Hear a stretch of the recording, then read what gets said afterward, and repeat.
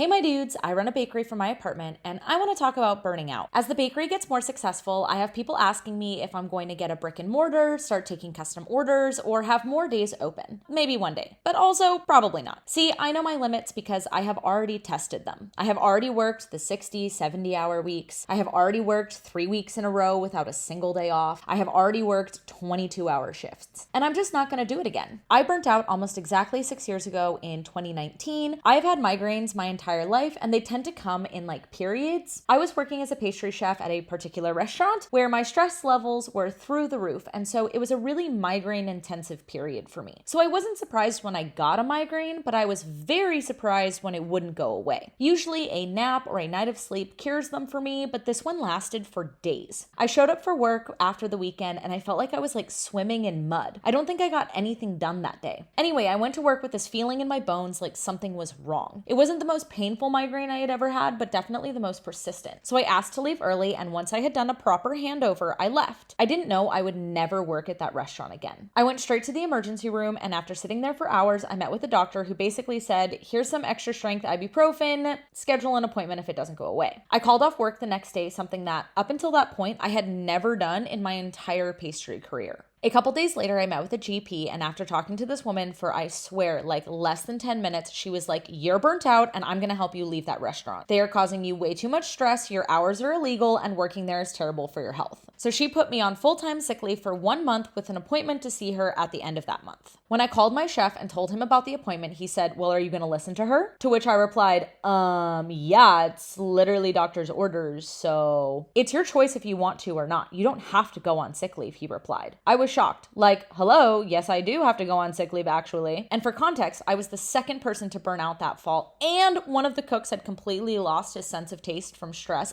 and another one's hand shook so bad. His doctors thought he might have like early onset Parkinson's or something, even though he was like in his late 20s, early 30s at that point. Anyway, chef was not pleased when I pointed these things out and reminded me that those guys had chosen to stay at the restaurant and keep working, so if I decided to skip work, that was on me. The other person who had burnt out was front of the house, and when she took sick leave, that was fine. But me in the kitchen taking sick leave, very not fine. But I did it anyways. I went on sick leave. And let me tell you, I was in such a deep, dark hole of despair, I absolutely would not be here if I had gone back to work. At the point I burnt out, I had spent that year seeing a life coach, a therapist, and a psychiatrist, and was on SSRIs. I had trained for and ran a marathon, all trying to manage the stress and the deep, dark hole of depression that I was in. I couldn't stand the heat, so I got out of the kitchen. Tomorrow, I'll post part 2, in which I go on sick leave and get put into a rehab program for burnout. See you then. Hey, Dua.